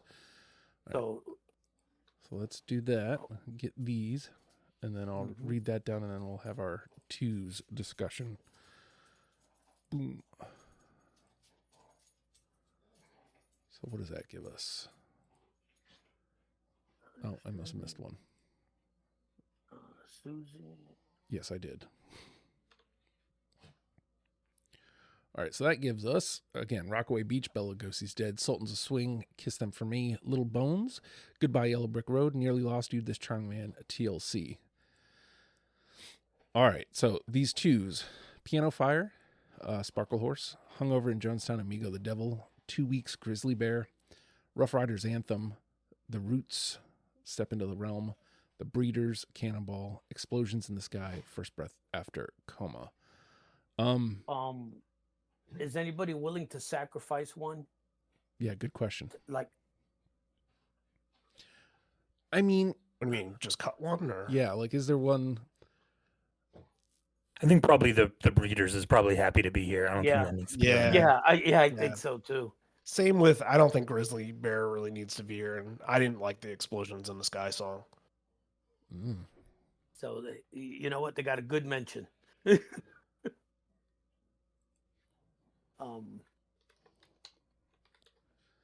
So is that DMX, The Roots, Sparkle Horse, Amigo? So what are we looking to fill out? Like, I would say, honestly, in my opinion, DMX or The Roots is what I'm noticing kind of missing here. See, I would say Sparkle Horse or The Roots. okay. I got to go to bat for Amigo. So I'm looking at Amigo Not versus feeling it. Amigo versus DMX. But like, again, DMX is getting a lot of the episode, weight behind it. So The episode rub. yeah. I mean, if we're going based on like which song I love the most, it's Amigo. But I mean, there's two hip hop acts here. Like it would feel criminal to not go, they made it this far, to not take one of them. Yeah, my only thing, and I totally get that. I'm kind of on board with that. My only thing is that I always like to add more to this list that you might not be paying attention to. We got Turnstile. Like Turnstile that's that band, and everything else has had like radio success. Yeah. And Amigo the Devil is just one of those people are going to look at this list and be like, really? Among the Smiths and Elton John and Sparkle Horse does Ramones? that too, I think. Yeah. In a way. I mean, I think the only disadvantage there is obviously there's not going to be more Sparkle Horse. Amigo's still kind of on the way up. True. Obviously, the same could be said about DMX. We lost DMX, so Right. And the Ramones. yeah, Ramones are in. Yeah, I know, but I'm saying when you say that there's not going to be any more. Well, yeah. You always get to see the Roots on Jimmy Fallon. Right. Yeah, that's true too. So wait, so what are the other 2 threes? I've got Dire Straits. We've got Ramones, Bauhaus, Turnstile, Dire Straits, Susie and the Banshees, Tragically Hip, Elton John, Screaming Mess. Those are all in. Okay. Turnstiles and Tragically Hip are the 2 that I didn't get. So let me ask you this. Is there anything that you could say is Turnstiles-esque? no, No. not at all. Okay. Nope. So what are the 2s that are left? DMX, The Roots. Amigo the Devil, and Sparkle Horse. Those are the 4 that are left. Yeah, and honestly, other than the fact that DMX and the Roots are both hip hop, I think we have 4 very diverse sounds. Because the Roots, even the Roots in DMX are sure they're both hip hop, but they're different But styles. they're different hip hops. Right? Like DMX is Atlanta angry, and the Roots are Philly, like smooth. Smooth, soulful. Well, I'll tell you this: you guys can fight it out. I don't. I honestly think all 4 of these are outstanding contenders.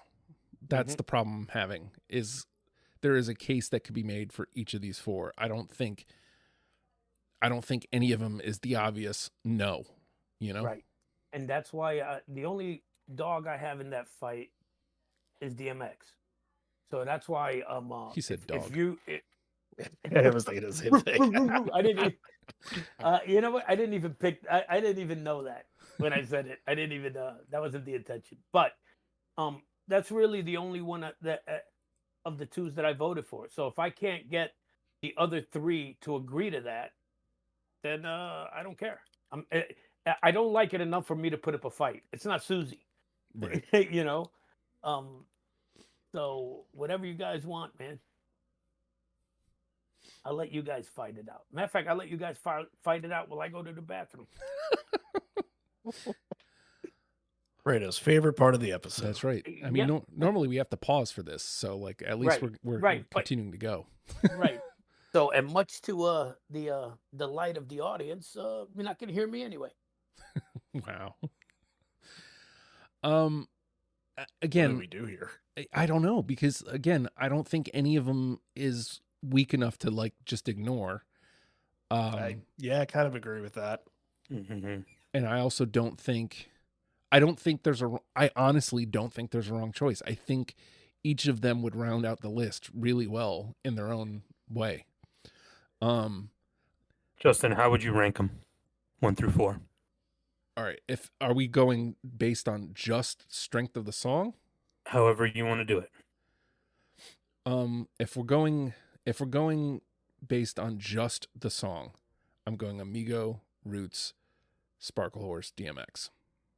That's my 4. That's exactly how I have it. Really? Okay. Mm-hmm. Yep. See, mine would be, I would flip Sparkle Horse and Amigo. So do we take the common ground, which is the runner-up, the Roots, or do we say 2 against 1, put Amigo in? Yeah, I hadn't gotten that far. Well, I don't know. I kind of agree. I was hoping it was going to be more clear-cut than that. Yeah.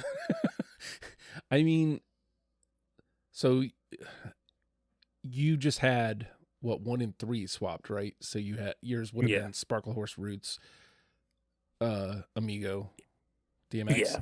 So then, I think the common ground is the Roots at 2, and I think that's enough. I think maybe it would be different if you went Sparkle Horse 1, Amigo 2. I think Amigo has a better fight at that point, but I think the Roots, all 3 of us had Roots at 2, so I think that kind of evens out, as I think that puts a little bit more weight behind it. if you give it a point, I want to see how this works out. If you give it a point system, so let's say for your number 1, it's 4 points. For your number 2, it's 3. Number 3, it's 2. Last one is 1. DMX is only have 3 points there. The Roots has 6 points. Amigo, no, I'm sorry, 9 points. Yeah, 9 points. Amigo has 10. I think Amigo has 10, and Sparkle Horse has 6. 8. Well, you can give the Roots 3 more because they would be my number 2. Okay. And DMX would be my number 1, and then I could care about the other 2. So that pushes the Roots ahead. Yeah, and I think the fact that we all had them at our number 2, like all the other ones were the ones that were kind of jumbled around. So, I mean, again, it is crazy to me to think that I truly, honestly believe any of those 4 could have rounded our lists out really well. And there was no clear cut, this is the one that doesn't belong anymore. So that gives us our 10 here. Rockaway Beach by the Ramones, Bela Lugosi's Dead by Bauhaus, Sultans of Swing, Dire Straits, Kiss Them For Me, Susie and the Banshees, Little Bones, The Tragically Hip. Shame on you folks for not voting the hip into our top 10. Goodbye Yellow Brick Road, Elton John, Nearly Lost You, Screaming Trees, This Charming Man, The Smiths, TLC by Turnstile, just need a little TLC, and Step Into the Realm by The Roots. What a year. And we'll close this out because we're approaching the 2-hour mark here. We'll close this out on we're already, at this point a month deep into 2024, and I think each of you has already appeared on some episodes.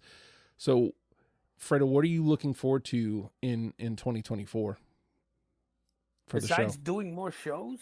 Mm-hmm. You've already done 2, I think. I know. This is the 3rd one. Yeah. Well, considering both that I've done for me have been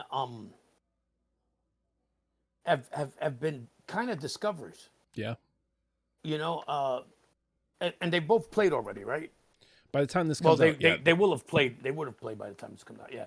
So, and Baby Shakes, I saw them open up for the Dam. Never heard of them. They blew me away. And then Wigwam, yeah, which is another band that I can't. I said that story about how the first time I heard them, I was like, where was this band in the 80s? How did I miss them? And finding out that they were in the 2000s, I was like, holy shit. So yeah, I'm looking to do more stuff that either I don't know, but kind of has that feel of the music I grew up on, or that I or that I don't know enough. That's I'd like to give more bands a chance. Hey. Which for me is tough, Well, yeah. mainly because I got 4,600 albums. Yeah. Like if I want to hear new music, I could pull out a Rolling Stones album I've heard once in my life. Yeah. Out of the 27 of them, or I could, Jesus Christ. I just got a Outcast, hell is it? Southern Playalistic, whatever. Oh, Cadillac, yeah. I got a Tribe Called Quest. I got a later Rush song, Rush album. These are all albums that are, these were the ones that were within reach of the of the chair that I'm sitting in. And I'd like to go deeper in them before I try some hipster shit that I probably won't like anyway. So yeah, that's kind of how I feel about it. I'd rather go deep diving into something I'm kind of familiar with. It was funny on the Wigwam episode, which again has aired by now, watching Fredo not be so sure. Like he's usually so sure. And it was untread water for him. So it was interesting. Now I know how all of you guys felt. Yeah. I did not like it.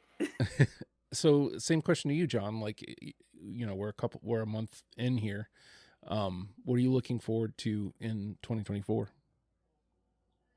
Just getting some of these off my original list that I submitted. We just did one of them with Hepcat, but trying to find new people to be on panels with, and people to to get excited and discover some things that people might not be familiar with. And Randy?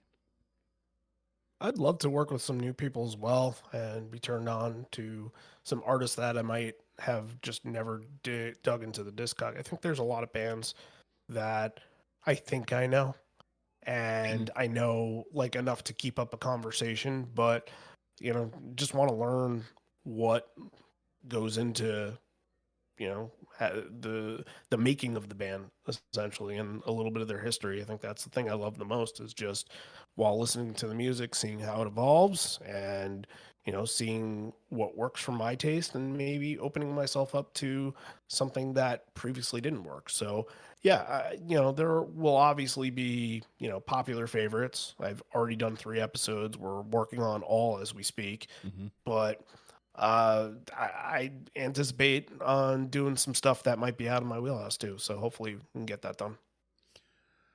As always, it's the music. It's talking to people about things that they love, and ultimately nerding out about music with people is the goal, like, of the conversations.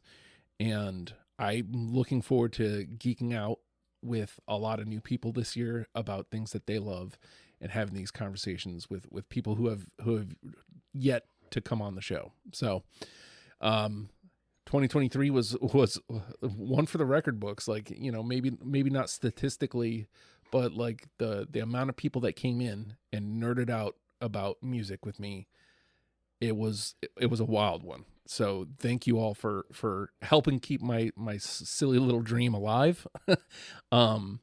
And taking part in my dumb little, you know, masochistic maybe, like my watching me like die by 1,000 cuts every week. It's something.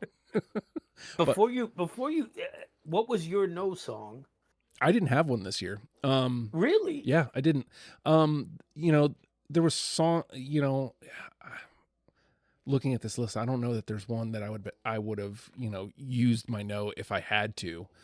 Like, you know, maybe Twisted, like, if I had to, but there was no chance of that getting in. Like, I love it. I love that song, but like, to me, that doesn't belong anywhere near our top 10. Like, Justin, do you remember in the beginning of the episode a song that I refused to listen to more than 10 seconds to? That was probably Twisted. Yeah. I had a feeling. Yeah. I love them. I loved them, I should say. You know, I don't dislike them now. I just rarely ever listen to them. But like, again, I'm glad we got to talk about them. I'm glad there was an episode on them, but I feel like that song and that episode didn't belong anywhere near our top 10. You know what I mean? Like, a lot of the other bands, like Appleseed Cast, even Stained, like, the people that came on loved the artist. Twisted was really ended up just being whoever I could get. like I had somebody sign up and that wanted to, and first it was Ronald. He bailed, and then he was like, I can't listen to Twisted anymore. I was like, okay. And then the other guy who moved into seat 2 disappeared off the face of the planet. Sean, where are you? I have no idea where this guy went. And then it ended up being Brian and Chris Otto, and I love them for stepping up and being willing to do the episode. But it's clear when you listen to it, like, the three of us just weren't there. We were not in love with the artist. So Right. when you don't have that essential part, you know, it really doesn't, you know, do the trick. So like, again, if somehow you three had Twisted, which I knew wasn't going to happen, then that was going to be the one I would have been like, yeah, nah, that one should not be in this conversation. Yeah, I get that, but I think they should have been mentioned.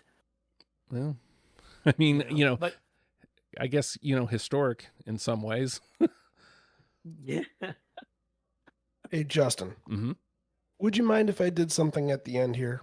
Sure. Because out of respect to everybody that's been on a panel before, and, you know, obviously we do this out of just straight kind of how the show is, just our opinions, and, you know, obviously they kind of circulate around stuff that we've grown up with. But, you know, every year I feel like we do this, and you know, we probably get to about at least like 35, 40 almost to mention. And there's some bands that we don't even get to mention on the episode. I'd like to do a little rundown of those if you don't mind. Sure.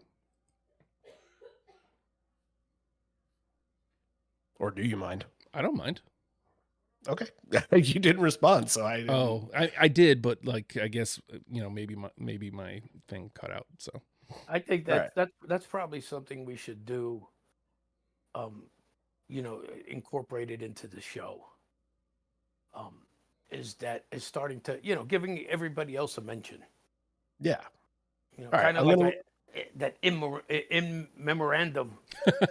okay. Yeah, that's sort of what this is right now. You know, pour one out. Right. All right, here's the list of stuff that, and even if we just briefly mentioned, I'll still mention it. Everything Is All Right by Motion City Soundtrack, which I would have picked another song. Accidents by Alexis on Fire, who I used to call Alex is on Fire back in high school. Stay Home, American Football Club. Kids. Just Puff. American football, not American Football Club. I thought it was American Football Club. All right, never No, mind. it's American Music Club. That's different. That's what. Yeah, okay. Way Less Sad, AJR. You guys have a kick out of this one. Melvin Laid an Egg, Blood Rock. So I want to. So two things back to back. Talk about historic. That AJR episode is historic because it was the first time we ever went over 10. We had 13 unanimous, and we had to cut 3. So that's the first time that's ever happened. And That's of wild. all the artists, it was AJR. So that was crazy. And Blood Rock seriously almost made my list because of how disinterested Fredo, John, and I were.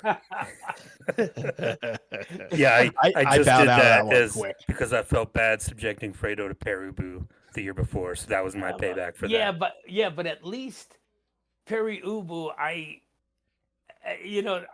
We came to an appreciation. Right. Even though at the end of the day, it wasn't all we weren't all about it, but we came into an appreciation to it. But Blood Rock, oh my God, I was looking forward to him until I heard him.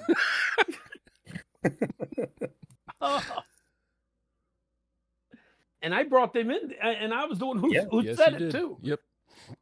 That was one of those. Okay, I want to do a deeper. I know the one song, DOA, and I was like, I want to do a deeper dive into this. Well, there's not much past it. There was nothing past it. All right. Here's some others. Hunting for Witches, Block Party. Dinners for Suckers, No More Black. You Can Take the Boy Out of Bradenton, Hot Water Music. I don't know. Sorry, if there was listeners. extra on that. Yeah, number 3 episode of the year, apparently. Yeah, crazy. Worry Wart, Sunbeam Sound Machine. Let's see. Fly from the Inside, Shine Down. What Made America Famous by Harry Chapin. Not Your Savior, No Use for a Name. Then we got Pause, Kid Dynamite. We mentioned Twisted, so that's enough for them. You mentioned Appleseed Cast. Mud Shovel, Stained. Drag the Waters, Pantera, which Justin and I, we had a conversation about that. That should have been fucking Hostile, and that would have been on my list, and maybe in the top 10. We said Blankenship. I think we got the rest of them except for Losing a Whole Year by Third Eye Blind. Yeah, that was one. Pour one out. That one there is one of my favorite songs of the year, period. But I knew there was no chance any of you guys were going to have it. And I didn't want to, I already had enough songs that I knew for, I was going to be the only one sticking my neck out for. So I loved Losing a Whole Year. It's a great track one. It was a great way to end the year. It was Tina and, and Cord. Brain fart at this late, I guess, happens. But Tina and Cord came in loving the band, and that was a really fun way to close out the year last year. Yeah, I think you guys got the song I'm least offended by them. Let me ask you this. What should have had a different song of the ones that got no votes? Motion City Soundtrack should have been, now I forget the name of this song. I'm on fire, but I don't think I'm ready to bust a move. Future Freaks Me Out. That should have been from Motion City. See, if you had done Soulmate for No Use for a Name, I might have thrown that one a bone just because that song is so catchy and I listen to it so much. It's a great song, but we picked Not Your Savior because it was the transformation from the skate punk version of No Use for the Name into more of a pop punk style. Yeah. And it just fit perfectly. Yeah. To me, it would have been Pantera, either fucking Hostile or Cowboys from Hell. Yeah, I would have been okay with Cowboys from Hell too, but fucking Hostile is the one for me. Mm-hmm. Well, even more shocking is Walk didn't even make our list. What? Yeah, it's wild. I had Holy shit! I was the only one who had it, and I was like, really? Who was on that panel? It was Talbert and Andy. It was so they're that band guys. Yeah. They did Metallica, they did Megadeth, they did Pantera. That is their wheelhouse. And my argument would be I can understand them as big fans of the band not bringing Walk to the table. But Mhm. when you're trying to bring somebody into the Pantera fold and you don't have Walk, that's madness. But Yeah. And John's Soulmate did make the top 10. Just Yeah, I know. Just if that had been the number one, I probably would have put it in at number 15. The only other one I want to make a comment on, and I guess it was used in the episode and I can't really remember, but the Modest Mouse song, I saw them open up for Pixies this summer, and I like, you could have lied to me if you told me that they played that song that night, because I have no recollection of that sound. And usually I'm pretty good with like kind of, oh yeah, okay, that's what the band did. And if it's number one on this, then I would assume that they would have played it, but it's an older song, that so was a weird one. it's probably not Yeah. their set list anymore. Yeah. That's Modest Mouse falls into a couple of bands here. Alexis on Fire is another one. that- Alex is on fire. Sure. Yeah, sure. Alexa, play on fire. Bruce It's some Springsteen plays. yeah. But those are groups I played when I was on the radio. And they weren't gonna make my list. They weren't.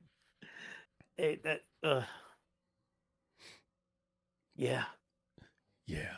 Any final thoughts, John? Everybody else has kind of gotten some final thoughts on any of these No, songs. just onwards and upwards. That's the way to do it.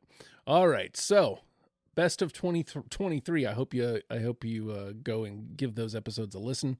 That seems to be the way. Like, people are several months behind. That's the thing with podcast listening. You're listening somewhere, whatever podcast platform you're on, please hit subscribe. If you're on Spotify specifically, 5 stars absolutely helps the algorithm. It helps people find us. I've seen it happen. When I get another 5-star on Spotify, my numbers go up. It's math. I've seen it happen in front of my face. So if you're listening on Spotify, please do us that favor. Hit the 5-star review. If you'd like whichever episode you're listening to, obviously this one right now, jump into the Q&A and leave a comment. Whatever you want to say, hey, I can't believe you guys had this, or hey, I voted for that and you guys pooped on it. Like, what's wrong with you? Whatever you want to say there. Please don't curse. That would be mean. But anything else, love to have your comments. If you're listening on Apple Podcasts, I cannot back this. I have no idea that there is no mathematical proof that giving a comment and a rating actually helps, but they say it does. So again, if you're listening on Apple Podcasts, a 5-star review would be super awesome for you to do. Wherever else you're listening, sharing would also be super helpful. Tell somebody that you listen to Deprogrammed, and word of mouth is still the king. So we would appreciate that. But with all that, best of 2023, I guess, learn the show, love the show. We'll see you next week. Bye.